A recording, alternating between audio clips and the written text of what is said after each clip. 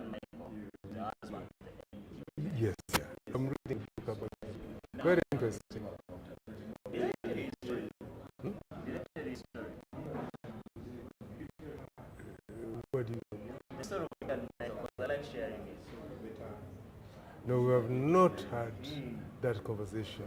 But Chan Michael is the one who made me to finish high school. He was in Kitgum High. When my dad passed on, I was devastated. There was no school. I was CBR2. So, because of my basketball talent, Kitgum High was preparing to go for Sprite tournament there. And they wanted to compete. It was changing everything. And they were like, this young man, then he took me on. And that's how I finished high school. Never paid a coin. He passed on. 2017? Passed on in 2017. And I want to meet the wife and tell her the story. Because without him, I wouldn't have known you. You wouldn't be telling me this. I would still remain a village guy hunting anyeri and burning bushes. I became a contributive member of the society because of that. This is very interesting. The only book in the last 5 years I've read from page 1, everything that is written there. I don't do that. I scan. And you ask me about a book and I'll tell you what is in there. This is the only book I've read from. The other one was my niece's book, which she wrote about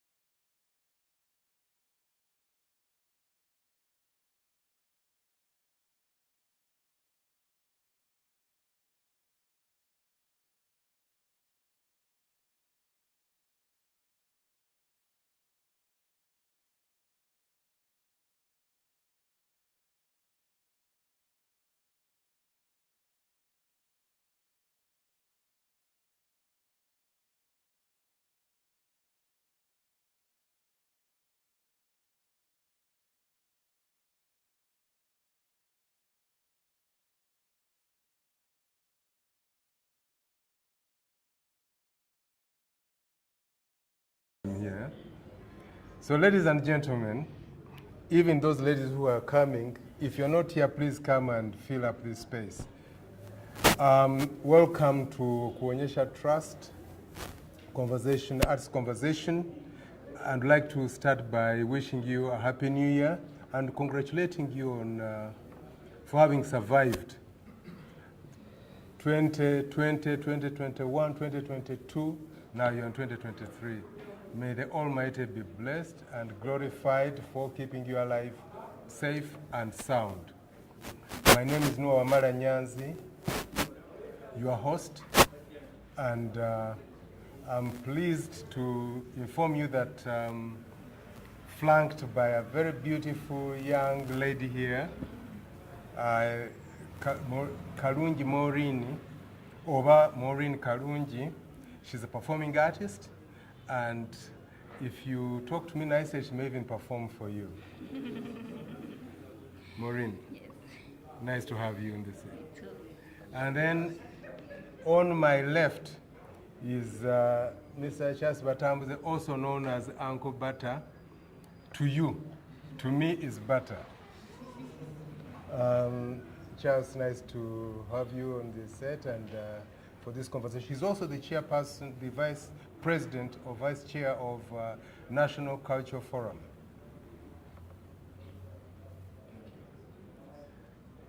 Last but not least is Mr. David Rusoke from the Mountains of the Moon, isn't it?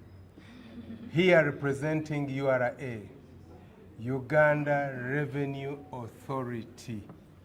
The reason we are here to discuss and to get informed and schooled in the spirit behind taxation, the need for taxation, and the importance of paying taxes. Right? Mr. Rusoke, tusemerire kurora.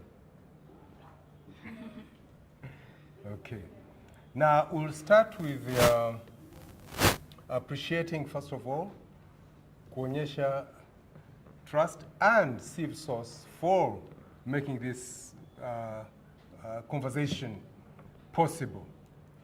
And also UNCC for hosting us, and UNCC Uganda National Cultural Center. And also, I would like to thank the coordinator, the brains behind this conversation for the last 3 years, Elizabeth Mbabazi. Grace in English. Mbabazi means grace. She's so graceful. Thank you very much for putting this together. And now I would like to take this opportunity to invite Mr. Charles Batambuze to give us the overview of the industry, the sector. Charles. Thank you very much, Coordinator.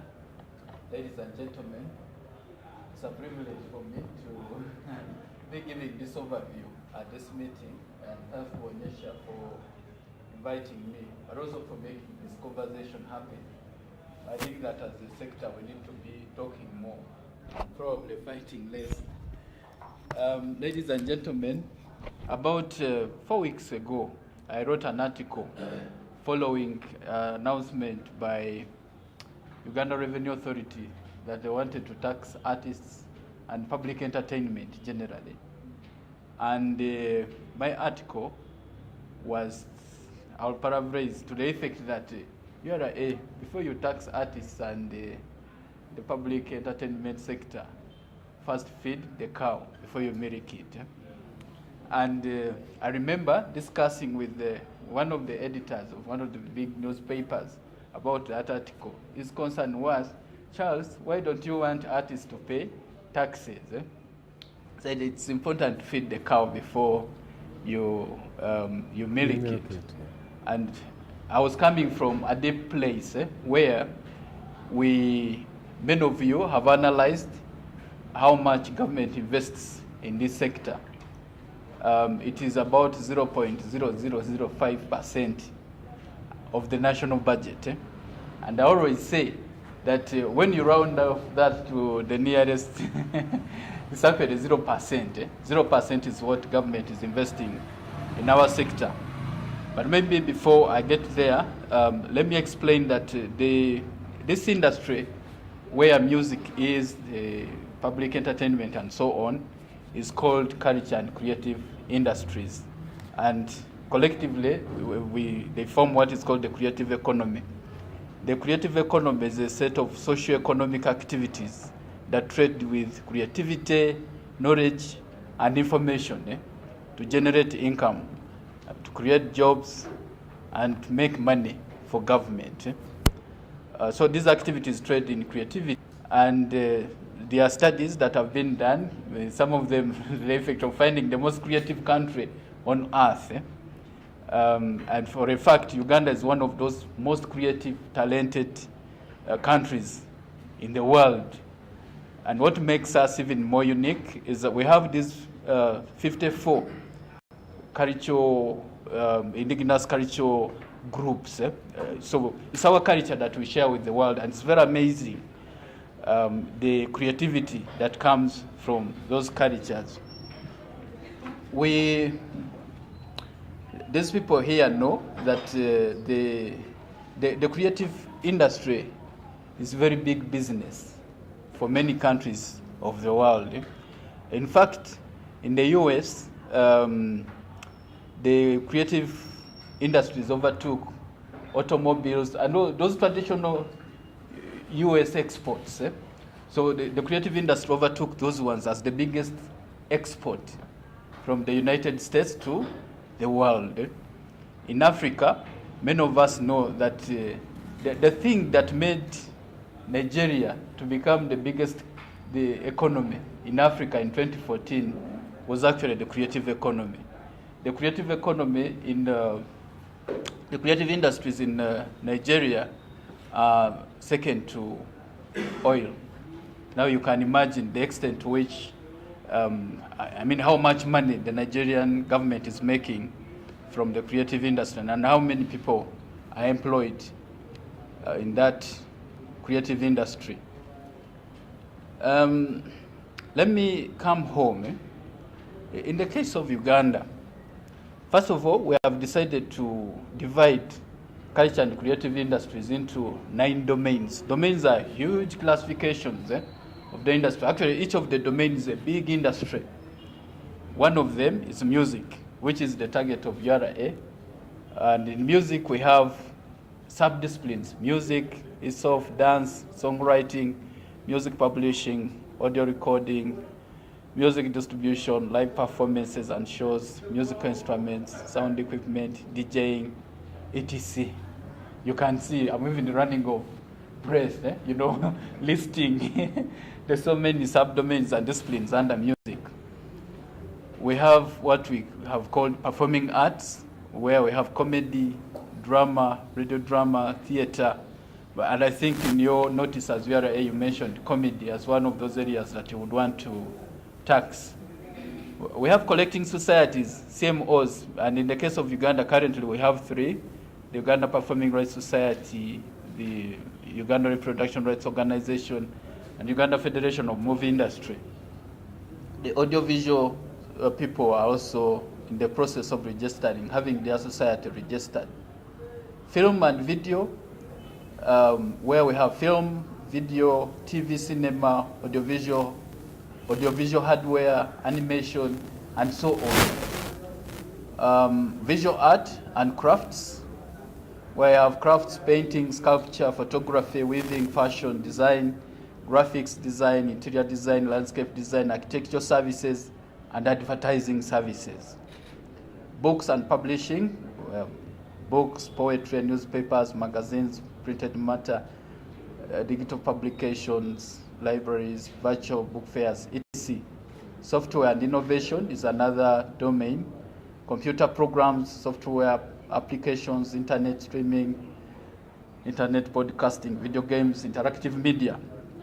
Culture and natural heritage, where we have museums, galleries, libraries, indigenous knowledge, and traditional medicine.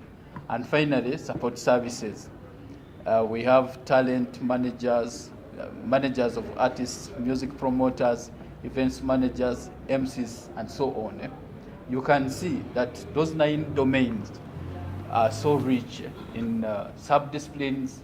And when we come to the level of professions, what professions exist in each of those domains, those are also in hundreds of professions for each of them. And because of that, by 2014, the creative industry in Uganda was employing up to 386,000 people directly. Of course, indirectly, over 1,000,000 people. Because when there is a show, those people that roast chicken, the ones that sell sweets, are all employed. The borders, ferrying people, and the taxis, and so on are all employed. So the ripple effect of just a show is so huge that many people are able to get money. And also, by 2017, actually, our industry was contributing to GDP to a tune of 47.1 trillion, which was about 3% of GDP by then. I've already talked about the 386 people that were employed. And that is huge. That is really very huge contribution that we've been making. In fact, this value was coming out of, in 2013, UBOS did a survey of businesses in the creative sector, and they found that there were 12,460 SMEs within the creative sector. 12,460, that is huge. And that's long ago, 2013. By 2023, if it were not for COVID, probably would have doubled that. And so those SMEs were the ones creating that value of 47 trillion Uganda shillings, contribution to GDP, and employing most of those people that I've mentioned.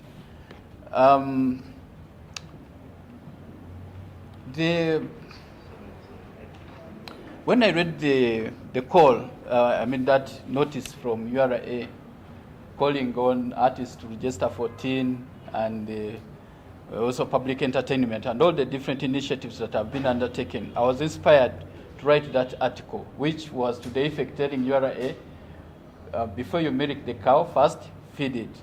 That was coming from a deep-seated place, apart from the 0.005% that the government invests in the creative sector. I was also looking at really reflecting on the different challenges that we face with commercialization of works. For instance, we have one national theatre that is funded from government coffers. We have one national gallery, the normal gallery, that is funded from the government coffers. We have one Uganda museum that is funded from government coffers. We have about 27 public libraries. So we don't have a single cinema that is funded from government coffers. We don't have performance arenas. That's why we had the problem of Freedom City, you remember, because that thing was built not for performances. So when there's a challenge, then we have those kind of issues.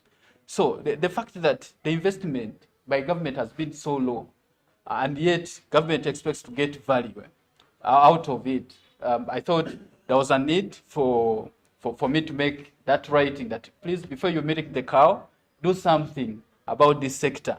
But I do hope that this intervention, of course, will go a long way in getting government, first of all, to appreciate and understand how much they actually gain from taxation. I know that, for instance, Sierra Beat is coloring back tunes. In 2017, government made about 39 billion in taxes. But most times, that tax is counted on the telecoms, not on the artists. And yet it is artistic content that being sold as a what? The Sierra BT. 39 billion is a lot of money. That was out of 78 billion collected then. So government took away 50%. The artist, 1.8%. That is grossly very unfair. We have argued in other fora that these ratios need to be renegotiated, changed, and actually regulated by law so that, and we are asking government for 60%, but everybody should be responsible for paying their taxes, because that way government will appreciate the artists, the creative industry directly, because when Ruchi goes and files returns, and maybe out of his 260 million he has earned from CRBT, is paying 68 million. URA will appreciate that Ruchi is contributing so much. But you see, Ruchi has been contributing indirectly. Moreover, he has been exploited, and he's there struggling. Now, the shows and performances and so on, where they have been earning, that's where also URA is again eyeing and saying, okay, when you do a show, we need our cut. It's a good thing for you to need your cut. But we ask that let us unclog the other revenue streams, the other areas where the artist can earn a royalty. And as far as we know, music, for example, has 32 revenue streams. Only a few are working, and that's why there was a problem when COVID came. Because the working revenue streams, for instance, public performances, there was that lockdown imposed, so artists were not earning, and there was a problem. The broadcasters don't pay for using music. So a lot of people that use content are not paying. How do we ensure that this partnership between us, willing taxpayers that want to support the tax goals of URA, benefit from this intervention, so that as you collect, we also collect. In fact, the royalties that are not collected by CMOs amount up to 321 billion Uganda shillings. What is being collected is very little. Those of you that attended the AGM of UPRS heard that last year they collected only 240 million Uganda shillings. What is 240 million Uganda shillings? So little. And the fear normally for in our industry is that, government can always have its way. URA will come in and make entertainment places pay. They'll make everybody pay. But those people will not pay for the use of the works. And it's like, when I'm paying URA, already I've been cleared to use this content free of charge. So we want this partnership to work in the best interest of government in terms of you collecting the money, but also to work in the best interest of the artists in terms of them redeeming royalties that have not been collected. I thank you very much. Thank you very much, Mr. Matambuze. You've listened to the, now, every time we would say we need support from government would say, what is your contribution to GDP? But the question has always been, who is supposed to collect the data? Is it me, the artist, or UBOS? UBOS happens to be another parastatal institution in actual parallel to URA. They should work together, shouldn't they? If you're looking for data to confirm whether we contribute or not, UBOS. If you're looking for whether we are closed or not closed, UNCC. For 2 years, URA was, for 2 years the economy, the culture economy was actually closed. But now when you say we want taxes from where? There's also another question I got from an interested party. How do you arrive at the 3 million penalty fine? How did it, who did the calculation? Where is that 3 million going to come from if I do not, if the artist does not file? Of course, it is general for any tax any defaulter. But how does the 3 million come into play? How did you arrive at that figure?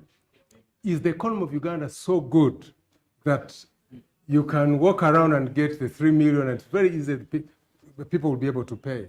Or is government admitting that the inflation has gone through the roof, that 3 million is no longer as valuable as it used to be?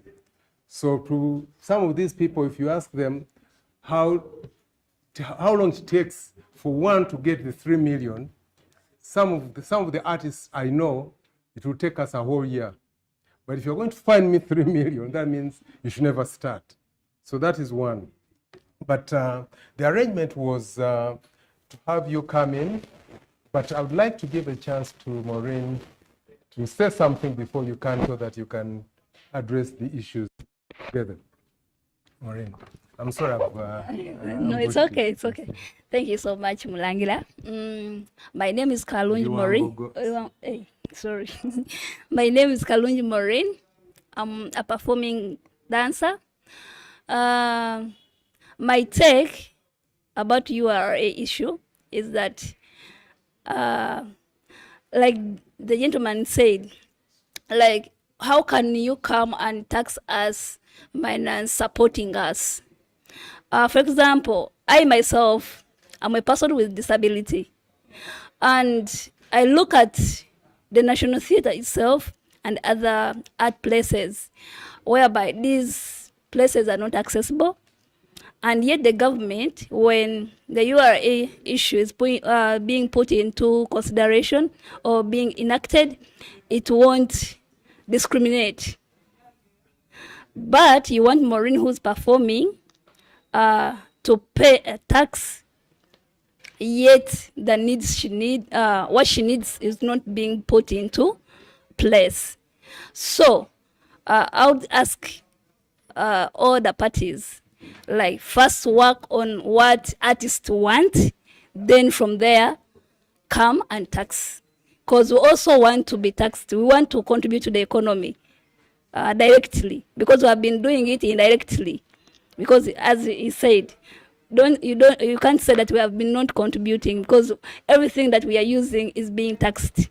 But if you want a direct tax from us, let it be done by also giving us favorable conditions, so that we do what you want. Thank you. Thank you very much, Maureen, and you have heard. David, yes. I believe you enjoy entertainment, don't you? Now, feel free to answer questions which are within your mandate. Yes. Those which are not, we would like to request you kindly to take note and refer them to the appropriate authorities. Okay. Thank you very much. David Rusoke is from URA. He's going to please give us more of your background, what you do, and then share. Good afternoon, ladies and gentlemen. Good afternoon, ladies and gentlemen. Good afternoon. Excellent. I'm happy to be here. I'm seeing faces that I see on the other side of the screen. I'm seeing some people that I know, but us as Uganda Revenue Authority are very happy to be here. I have come with a team, but maybe I'll introduce them later. But I think we should know those that I've come with. There's another team coming, but Patrick, please stand. He's also from Uganda Revenue Authority, and he's here. He's been an auditor. He's an all-round tax specialist. Welcome. He's here with me. My name is David Rusoke, and I've been in Uganda Revenue Authority for well over 2 decades, meaning I have a bit of experience. I have worked in audit, I've been a collector, but right now I'm mainly on the side of trying to give information and help people understand. Having worked in large taxpayers, I've worked in upcountry, different regions. I have quite wide experience with different taxpayers or Ugandans who are contributing to the economy. And I would like to thank you for inviting us here. We want to keep coming back and sharing. Thank you for that article. Actually, that article was spread around and it had quite a lot of information. And thank you for your submissions, which are facts. They're facts of what is happening in this industry. I came with a bit of notes to share with us. So I will go a little bit, I'll retract a bit and talk about Uganda Revenue Authority and its mandate in order for us to understand why URA is carrying out what it's carrying out. URA is set up by the Constitution. It's mandated by the Constitution to collect taxes. It administers tax.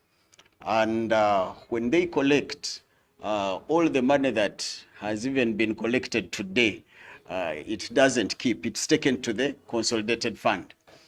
The Minister of Finance has a role to plan, and it's also his role is in the Constitution of Uganda. When you look at the Constitution of Uganda, we all have our mandates. I will not stop and start ministering health. The Minister of Health has their mandate, which is one, to minister health. So they get their plan or what they do, all the analytics, what they would like to minister to the citizenry. And then they, of course, surrender it. There is a process followed. And many people give their budgets and plans through and finance plans and gives everyone their contribution, or rather, they give them what is allotted to them for the financial year. For this financial year 2022-2023, the budget, which was read in June last year, is about 48 trillion. 48 trillion shillings. That's what government needs in order to fulfill its mandate to the people, to the citizenry. And of course, the citizenry are well over maybe 50, 60 million. And so Uganda Revenue Authority cannot yet collect that 48 trillion. Our target this year is only 25 trillion. Of course, in the next year, you have seen in the press, government is going to increase on its expenditure next year, its planned expenditure. And of course, the budget will be ready in a few months, and all that will be spelled out. How they will cut the cake in the different sectors and be able to reach every Ugandan. Most of the laws that we are carrying out are administered by us, yes, but ideally the laws are set by our neighbors right here, Parliament. But before Parliament even passes them, what happens is that we take part. Right now in the bills that are being discussed in Parliament, we can share and again contribute to where exactly government should really concentrate in order to get finances. Of course, government knows the different, I'll call it the capacities that we all have as different sectors. And I don't want to concentrate so much on our sector, on the industry. But I want to say government plans for all its citizenry, all the 60 million. And while you're saying that we all pay, I want to say, yes, we all pay, but on our register, we have a little over 3 million taxpayers. And if I take off the borders, of course, I'm now talking of about close to 2 million.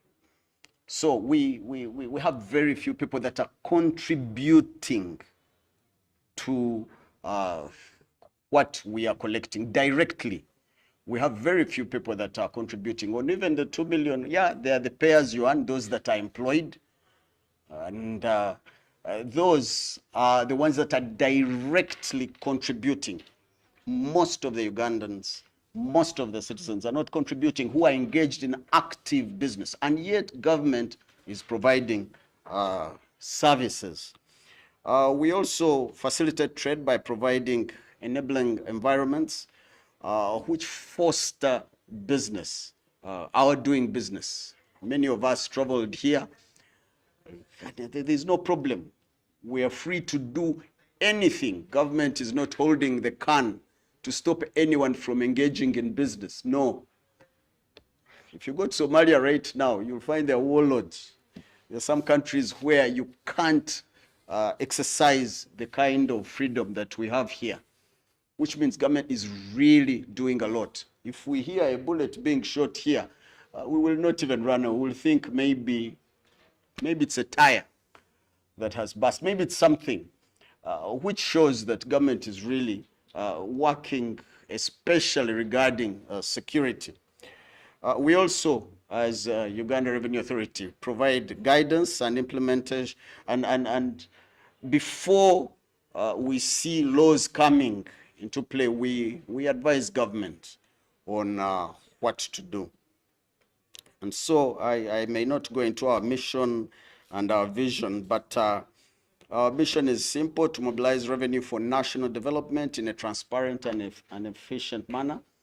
And that we are trying to do. I would like to also talk about us as taxpayers. We have rights and obligations, which when we follow through, we will enjoy, we will understand URA better, especially our rights. There are rights for a taxpayer, which I think I'll come back another day and try to delve deeper into, in order to make us understand what our rights are, what our obligations are. And when we do those, we will not have a problem with Uganda Revenue Authority. Uganda Revenue Authority requires you to have a TIN in order to account for your taxes or taxes paid. Now, again, I know we have had a lot of conversations. We've been meeting many of you in the last few months and weeks, where we've been trying to engage you in order to collect. And we have changed our strategy. We are dealing more with stakeholders. We come to associations, we look at different sectors, and we concentrate. We try to understand the sector, and we get knowledge and we start applying. The truth is that I am sure many of us are not contributing, because if we have close to 100,000 businesses that are registered, formal businesses which are active, and then we have maybe another 200,000 people who are active. When you look at the figures that he's talking about, many of them they're not contributing anything. They're enjoying services and they're not contributing. They're not contributing anything to the treasury. Let me liken it to a family where you find the man is responsible for taking care of his family, and you find he has expenditure of maybe 2 million. But what he can bring in is maybe only 500. So our government is going ahead to borrow in order to take care of its citizens, which is you and I, because many people are not contributing. Of course, there are so many factors that fall into play. That, again, I'll bring the other point of the informal sector. Many of us are operating in an informal way, and the informal sector is 13% of tax to GDP. We are seeing very few people, or rather 51%. The informal sector is 51% of the economy. And we are not seeing most of the operating businesses out there coming and being in the fold where they can contribute. We have 51% of the economy being informal. And the truth is, because of that, you'll find that, yes, we have the large taxpayers who play a big role. We have government, which is the biggest businessman in town. Of course, they're the biggest businessman. They purchase, they have a high purchasing power. They spend because they're providing services to the citizenry through all these other ministries. But you'll find that our people are not really on the register. So what you see is URA reaching out to different sectors to increase on their participation. Business formalization, we are in TREP, Taxpayer Registration Expansion Project. We are trying to work with different government departments in order to bring in order to enable many more people to come on board and participate, in order for people to stop the informal way of doing business. We have been rated globally as a very entrepreneurial people. At some point, we were the best, performing up to second by different research companies and organizations. You'd find the second would come and be in the 20s. Many of us, of course, we have a very large youthful population. So when they register and they come through, our numbers are, yeah, they count. But many of them don't last long because of not formalizing. So most of this industry has been informal. We can't reach them. Someone will just go and sing at a bar. You mentioned the income streams. There's so many. And you'll find we can't reach them. He talked about before milking a cow, why doesn't URA first take care? And that's. I think he meant government. Okay, he said URA, so I wanted to correct it. But ideally, our part is to collect. And when you look at government, the best I can say is look at the budget. There is it's a big document, and it explains. And let's even go to the quarterly reports that they produce. You'll find they will tell us about the economy growing at maybe 3%. I remember in the pandemic, despite the pandemic, the economy grew by 3+%. And by the way, we can download these reports from the Ministry of Finance web page or their portal. So you find that the economy is growing. You are saying the economy was locked, but of course we were on TV and we were enjoying the services of this industry. For free. And that was for free. well, we enjoyed them. But and let's free. assume that that there was the tech industry was making money, meaning there are places, there are things we can do to start ensuring that this industry, we can see what it's doing, we can know, we have some of the information. So URA decided to, yes, we're also looking for ways to ensure we hit our target. And so we'll look at an industry, and we'll request you come and register, and we will try to work with other collaborative agencies to ensure that we bring more people into the fold. Now, that's where you find someone who has never heard of us or doesn't know us finding problems and feeling like there is a problem. I have come to have my show and URA has just appeared. The truth is the law is there. The laws are clear. The laws are not targeting you for the very first time. I'm sure he's a good taxpayer. He's been with us for a while. There are many of us here who are there. There are many of us I'm seeing here who I know are there. But ideally, there are many of us who are not on the register, who are not contributing. So when they are met, again, we have a challenge because they don't have the knowledge, they are not aware. And that's why we are here, to start engagements where we can teach, where we can register, where we can guide, where we can help you to honor your obligations. The law is not for the first time focusing on this sector. No, the law has been there. And maybe you could blame us for having not come earlier and done it better. Because every year we improve and we are coming. So how can we work together to ensure by the time someone comes and is stopping us at the gate, you're like, no, we have done 1, 2, 3. If you leave Rwanda, in Rwanda they keep right. If you change from Rwanda and you come into Uganda and you keep right, if you come at night, you could survive. But end of the day, someone will stop you. Well, maybe they are sleeping, but you will not drive and keep right for 24 hours. You're bound to fall into problems. So some of us have not been on the right side. It doesn't mean that that URA won't get you. Your days will be numbered. So mine is for tax literacy and helping you understand what the law says. Then if we find parts of the law which are disadvantaging the sector, then we organize ourselves and we try to address those issues. We have a lot of representation in Parliament. The other day, Rachel Magola organized something and we were there. And we were there again to teach and help and guide.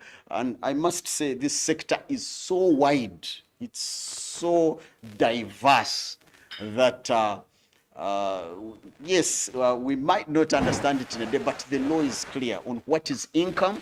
The law is clear on what is chargeable income. The law is clear on what are allowable deductions to arrive at chargeable income in order for tax to be charged. And ideally, you can come. We have offices all over the country which are there to support us, understand, and enable our clients be able to honor their obligations. I think I'll come back, but ideally, I'll start with that. Okay. Thank you very much, David. Well, now you have all heard. One, if I got you right, you are not paying as much as you should be paying, and you're actually benefiting from government services. And when coming here, you didn't even have a problem. Nobody stopped you. Did anybody stop you coming here? So, with those services need to be paid for. Is that, did I get you right on that one? Now, when it comes to, oh, sorry, you have to pay the taxes so that the services can be. Yes, as long as taxes are collected. So, but you pay your taxes. I would like to, before I invite the audience to ask, I'd like to ask, does URA interest in itself after it has collected in what that money does? Is it your business? That you have come collected from me, I've obliged and I've paid. Does it matter to you what that money is used for? Before you come back the following year to collect from me. You'll answer that in... Thank you. You answer that in the subsequent when I bring you back. Before the pandemic. No, but when I bring you back, that's when you'll address that. Oh, that's when you bring me back. Sorry, yes, first of all. Yes, please. So I'm going to have the audience to ask their questions. And when you say they are not contributing, first of all, talk about where are the performing artists here? Theater. We don't have theater. Can you put up a play without paying VAT? For National Theatre staff? No, anywhere. Oh, No, theater. Can you stage a play and URA is not there to collect VAT? No. It's automatic. So automatic, they must collect VAT.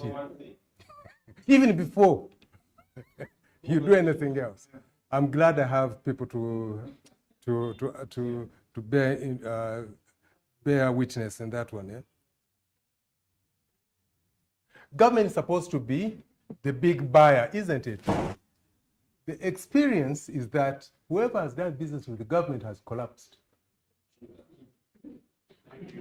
It's on record. Many businesses have collapsed for doing business with the government. Government does not pay. And there is a time when I was talking to the governor, the then governor of Bank of Uganda, may his soul rest in peace, Professor Emmanuel Mutevire, that why is it that government does not pay? Yet, you want me when I'm supplying government, quote, but when it comes to paying, you take a year or so without paying. Do you know what the advice he gave me? Over-invoice. Over-invoice so that you take into consideration that there will be inflation. Fantastic. If you do that, and there's a commission of inquiry, who will be answerable? Jack, I saw your hand up. I find it so strange to sit in this meeting and we sound like we are seeing the taxes for the first time. So strange indeed. I boast of an experience of 48 years in the industry. We've paid taxes. URA, if you are keen at supporting the industry or collecting from the industry, you would come back here at the National Theatre. Ask somebody who is in research or somebody who is paid money from government to do research, to give you details of what theatre was sometime back, about 1980, 88, 92 up to about 92, to tell you how much was being collected from this very place. Let's use National Theatre as the sample space. What was collected from National Theatre. Then ask yourself, how many groups were in Kampala at that time? Only Kampala, there were over 300 groups. Each group paying taxes. There is no way you could dodge because you are able to be there. And we paid it comfortably and we are contributing. Where did we go wrong? Where did the taxes disappear to? Okay, the paying of taxes. Okay, why I'm saying this? We are wasting time. The actual people who are killing us are not here. They come and tell you wrong information. And then you go and publish it and go to what Mr. Nyanzi said. You get to the point and say, Sasura million is set if you default. As an artist, as Jack, as me, I last put up my play here in 2014. Okay? 2014, and that play was for government. It was for police. And nobody paid me even a single penny. I was celebrating 100 years of police. Okay? And there was 11 billion or something from government, and I didn't get even a penny. It's on record. Now, URA, somebody talked about, it was Mr. Nyan. If you say you are going to tax anybody, you have a duty to sustain me who pays you. You as a collector, you have a duty to go to government and say, I have collected today from this man. How can I go back to him? Because if somebody asked you something, if I paid taxes in 2014 and have not performed, now who loses? Will you come to me and say you pay and have not put on any play? But why didn't I perform? I paid 9 million to the Uganda National Cultural Center to put on my play for free. 9 million. I have even the receipts. Okay? So if I don't have more money, if anybody has not supported me to put on another play, how can I do a show? When you come here, Uganda National Culture Center is so bad that Mr. Ojeda has gone away. Okay? When you come here, it's putting your neck, a rope in your neck to put up a show here. You ask anybody, Diplock, Charles Mlekwa, anybody. Okay? And there is a problem of people thinking that art only stops with music. I see musicians standing and thumping their chests. From musicians, you will see URA talking to promoters. How can you talk to somebody who presents and you've not talked to somebody who created and somebody who developed? Those are the three bands of performing arts: creation, development, and presentation. So you are talking to the last person. You've not talked to somebody who creates what to say. Please come back to us. Come and talk to some of us to give you history. And I was working here. I know the statistics. He was also a stage manager here. He knows the statistics. Let's give you good statistics which you can work with. Thank you. Thank you very much. I would like you to keep your questions brief, but meanwhile, I would like to inform whoever is out there that this conversation is being streamed live courtesy Native Television on YouTube. Dr. Mlekwa. Okay, just small matter. Now we're invited for discussion, but now we are being restricted to questions. Oh, However, sorry, discussion. okay. But However, keep it short. yes, I'll keep it short. I want to start with the one I had from my namesake's submission, Charles Batambuze. When he was counting the national and cultural heritage, National Theatre was not mentioned. Is that an omission? Is it a commission? That's a question. Going forward, I think for me, I had a meeting today with artists who could not be here.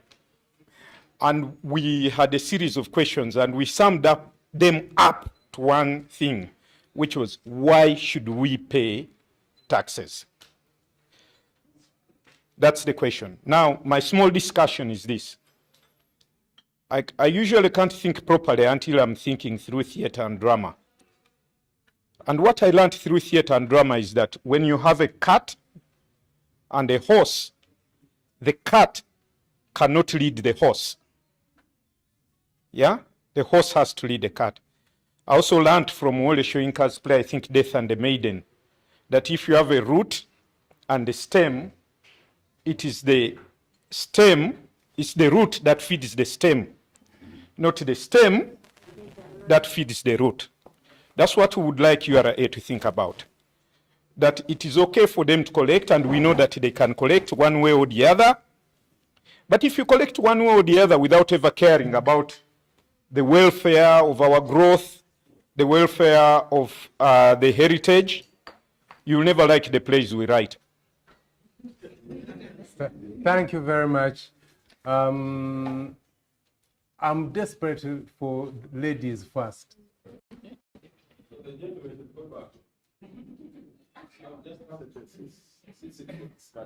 Yeah, because the reason I'm saying that, the reason I'm doing that, I know my world. Since the ladies have declined, let's go to Julius. After he has swallowed. Thank you so much. Julius Lugaya, I manage content. I've been paying tax for some time, and I have a debt with URA of 3.8456 million shillings.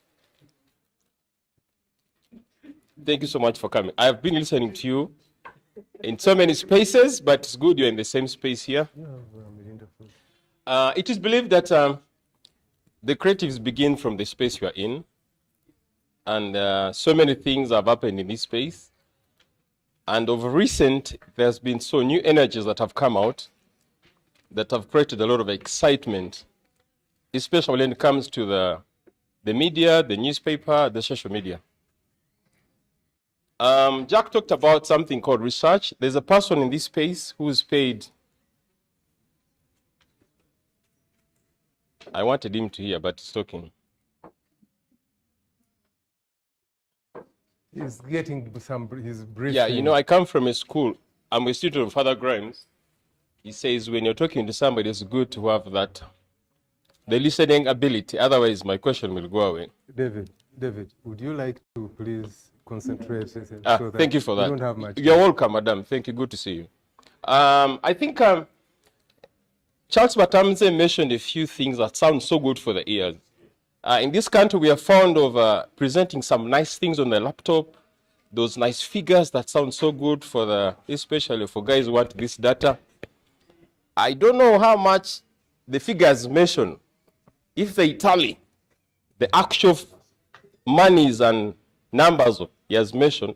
I would like to have a supporting document about those figures because they sound so good and they have misled some of our friends who sit in the upper spaces, and we decide for people like us who are in these operating spaces who are creating the arts.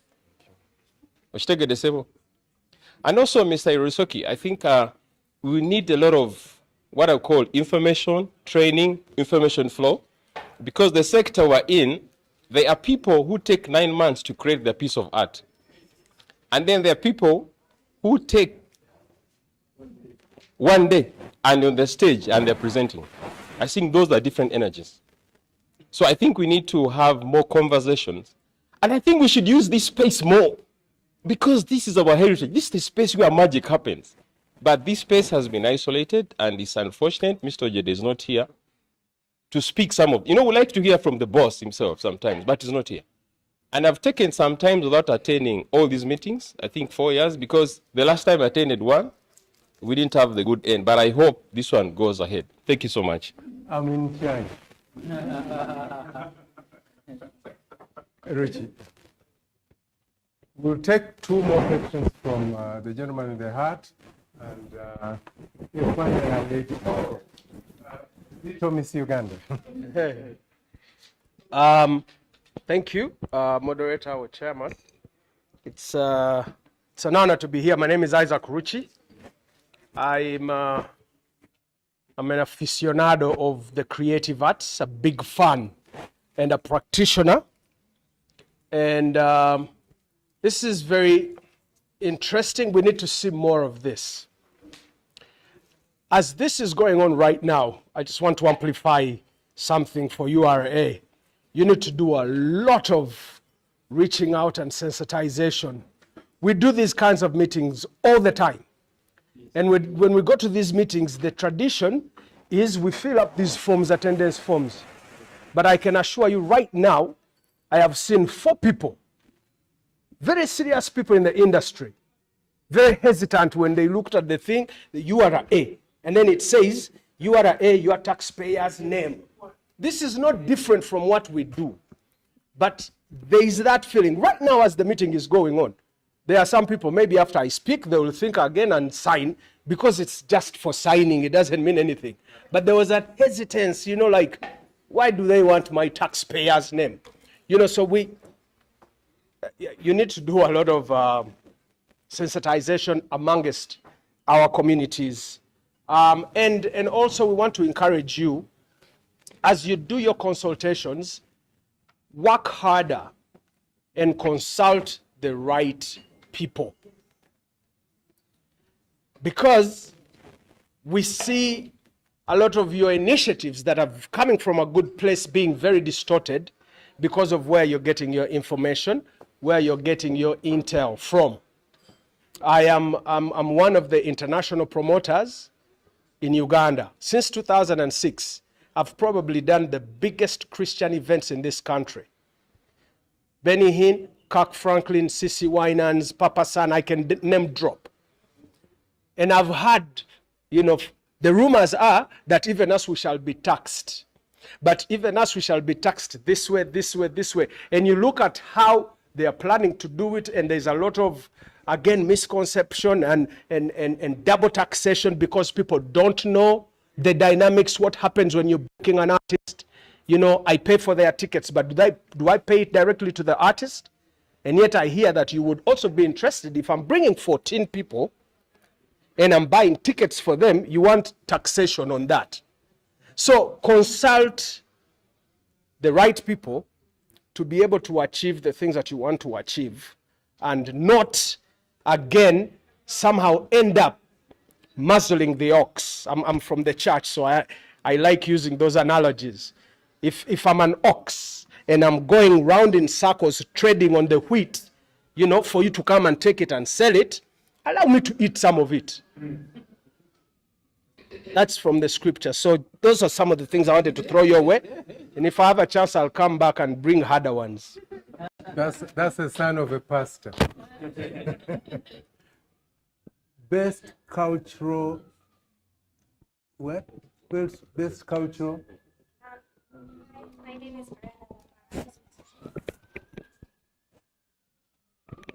Hi, my name is Ariana Lamar, and I'm the first runner of Little Miss Uganda, Little Miss Culture, and Little Miss Photogenic. Let me just hold it. I'm the first runner up Little Miss Uganda, Little Miss Culture, and Little Miss Photogenic. Whenever I attend these meetings, they mostly talk about adults. No one is looking at the children. Children are also in these performing arts. We also do acting, singing, etc., etc. So when I was in school, they told us that the money earned from the government and the URA are used to build schools, right?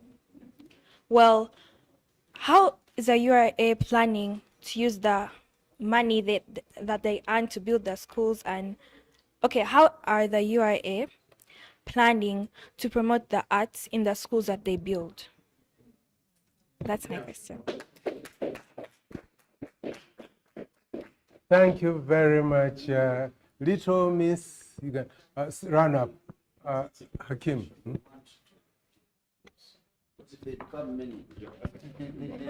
Oh, you had not complained, that's why I was keeping you going. Okay, we stop here. Okay, then let's take one. No, let's We take. also get into the conversation after Let's- this. I add something. Let's make, that way, we would never leave this place. And you gave us 1.5 hours. I'm mindful of that. Hakim. Thank you very much. My name is Owen Hakim.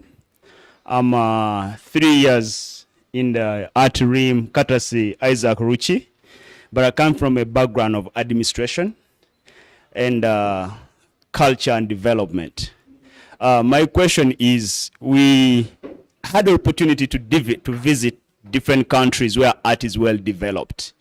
And the guy will tell you that, how long does it take from Mukono to travel here if there's a play in Kampala? How long does it take to travel on the road from Mukono to National Theatre? 3 hours. And normally, how long is a theatre play?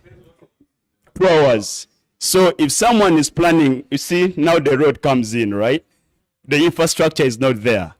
The gentleman, there's a senior citizen here in art, that we only have one national theatre from the year 1959. You have not done institutional building. As a person from administration, I believe in institutional building. Institutional building lead to personal development. Personal development lead to social building. Then social informs the economy. You have 60 million Ugandans, you have 3 million taxpayers. What does that indicate? That indicates that you have not done enough as public institution to invest in citizens to convert them into taxpayers. So what strategy do we have?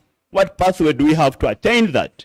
If you have 60 million Ugandans and you have 3 million taxpayers, that means you have 57 million Ugandans liability that are depending on the 3 million that are paying taxpayers. What does that inform us? That informs us the policy you're making. They are not developing Ugandan to convert them into taxpayers. And that's why we should have had, more national theaters regionally to develop artists that build your tax base. That means you're not only targeting the artists in Kampala, because here it sounds like you're targeting the individuals you know in Kampala city that, we are seeing the head counts of their show and they're paying money and they get there. Have you built more national theaters, artistic centers in the community to promote art? And are you building ways to promote this art outside the country so that they can attract much money? These are I think strategy you should think through than seeing the few heads who are making headline in Kampala and target them and choke them on the behalf of the other 57 liabilities around the country. So these are serious issues. I don't know if you have answers to this, but I think conversation should go on. The good thing that we have room to converse. Otherwise, if they can't converse, we can just fight. But the good thing that we are taking a civil way, we are conversing and hope we're going to find a pathway. But these are things to think through institution-wise and how to build these structures. How are you going to invest in citizens to convert them into taxpayers? You cannot depend on 3 million to take care of the liabilities of this 57 million citizens. That's all that I had Thank to you very much, Hakim. And let's get David to continue the conversation. Thank you. For starters, Meanwhile, I would like to let you know that we are streaming live by Native TV on YouTube. okay. I would like to appreciate everyone who has, given their heart and said something. And I think we have all the answers to those questions and observations and also especially where you have contributed and you understand where we are coming from. And before I go on, I've also been joined by Hafsa Seguya, who is a part, we are a team, and of course she will also be coming in to share and we continue the conversation. You started by saying that when someone pays, is there a way they get to know what happens? And let me say this, yes. No. The question was, when you collect from When me, we collect, does it matter to you what that money is used for? exactly. Or whether I'll get the services? Thank you. We have what we call a taxpayer appreciation period, where we appreciate taxpayers and we recognize taxpayers. And I know some of us have been there, okay, where we participate and we recognize the different sectors, and we have grown. We have grown from a time where we were recognizing one who is to bring the most money, and then we diverted and started. And we even reached a point where we would open up Kololo airstrip and invite the public to come. It's, I think, only because of the pandemic, but up to 2019, all government departments would be invited to come as long as they received financing from government. They would come and set up shop and show what happened. It's only, I think, the pandemic and where we even have books and records where we tried to invite government departments to come, and they would even show what they received and how it was spent. So that, of course, because of what we went through, it didn't happen in 2020, 2021, and I'm sure we've still had even billboards which explain, which talk about what has been sent in different sectors. So yes, that happens. It used to happen. It's only that the period that we've been through didn't make it possible, but I'm sure it's something that we will continue. And of course, people would come for free services and many other things, but ideally, every government department would have a place where they would show what came in and what it did. And again, when the minister is speaking, and please go and download the minister's speeches. He usually explains what was expenditure for the year going and what is the expected income. Usually he explains, and I would like to say that government has accountability structures, different accountability structures, which show there are different places where we can go and find out. I'm sure quarterly reports have been received, or rather produced, to explain, and it is not in my power to, we have a lot of people who are responsible for that. I want to concentrate on my part. Like I told you, my mandate in the Constitution and me as URA is one, to look for ways and ensure that the law is being adhered to. What is the law? That's what I would like us to discuss. I would like us to discuss what is in the VAT Act. How is it affecting us? Why, what should we change in the VAT Act in order for URA not to knock on your door? Those are in the Income Tax Act. You imagine, as long as you are in losses, there is no income tax to pay. There is a return that you file and show that, look guys, my turnover is 26 billion. Okay, maybe it's 1,000 shillings, but my costs are 2,000 shillings. There is no tax to pay when you're in losses. But again, you must have your documentation as you file the return. Now, if we get into things that I'm not supposed to answer here, infrastructure, There's the Minister of Works. I would like us to divert David, I'd some of say those. whatever is not in your mandate, Yes, I take leave out. note. Thank you. Then So rest there are some is things which we can't answer here. There are some things which we can answer. I know we belong to the Ministry of Education, or rather they oversee, they create policy, they, for most of the things, you'll find that, or Ministry of Gender, and ideally you'll find policies will come through there, and we should contribute to those to ensure that we have a smooth sail on this side. Now, for URA, we are not looking for one person. Yes, you will get penalties, but the penalties will not, they're punitive measures for not honoring your obligations. That's why I wanted to get into how do we know our obligations? What are our rights? In order for us to make sure we have done our part.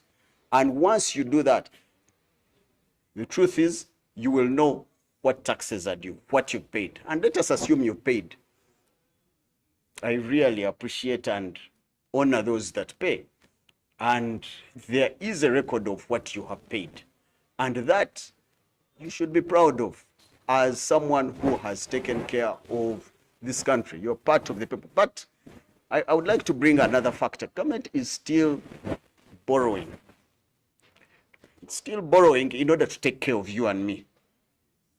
And that is shown from the fact that we cannot fully finance the budget of government, meaning that again URA has to improve, and that we are doing. We improve every year. We are improving and we are reaching more people. My previous speaker here was like, we are not. I want to tell you, we have a record. We are improving every year.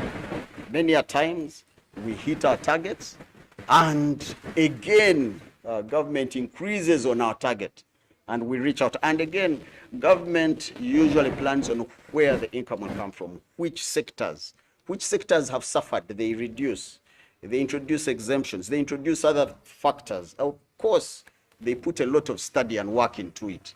I don't want to think that government just stands up and says we are going to do this. No, the law is clear. The Income Tax Act, as amended, is from 1996. The times it has been changed, it has been amended. All those things are there, and you can see the rationale for why they are changing.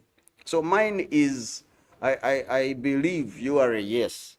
We have a part to play in understanding the industry. That one I believe. And we need to know and understand how you are doing business, and we reach all of you. Are we gathering intel? Yes. That is our work, to gather intel, to find out who is not honoring the obligations, who has income and they are not honoring the obligations. Do we reach all? We are coming. We might have reached. If we haven't reached you, there are so many things. Of course, now technology has taken on and we are coming faster than we ever have. Meaning, whoever is supposed to and is not, I'd like to encourage them to come and learn and understand in order for them to really honor their obligations. Of course, we've talked about the diversity of the industry and the complexity. This is happening worldwide. Not only is this tax administration going through that worldwide, even in the US, they're having issues on the way things are changing rapidly all over the world in every sector. Things are happening so fast, and of course the red tape and the way governments are coming to reach out to the people that they intend to reach could be slower, but we are coming. Perhaps I would like to give you 1 or 2 minutes to just say something in case I have left out something. Thank you very much. And thank you, the audience, for having been here. Yes, for those that I had, you need information. Very well, so that is right. That is why we are trying to reach out to the different associations that represent the players in the creative industry. But maybe the challenge I am seeing, because I'm one person who has been engaging them, you imagine there is one association for promoters, the other day they present another one, the other day they present another one. So you don't know which is which. And if these structures are not intentional, probably we may not get the right objective. Because the other day I met the national promoters, standby promoters came, Uponet, I don't know whether I'm pronouncing it well, came, then Uganda Musician Association, then you invent something association. I mean, I am trying to reach out, but everybody wants to be a leader. That is where we get a problem in your the creative arts. Everybody wants to be a leader. When they disagree with the other one the following day, they start up another one. So I think there is need for some order so that we can actually get you clear and get the right representatives. Because you said we need to talk to the right people. How will I know this association is the right one? Because they are 5 representing the same category. So we are doing sieving to see, we need to engage all of them because we need to speak to them and we need you. That's why I can't say I won't speak to this one. But at the end of the day, it could not bring out what we want. Because what I realized recently when we were at Serena, the Parliamentary Forum, Mr. Nwanyanzi, it's a good forum, if you would love it. Because I see it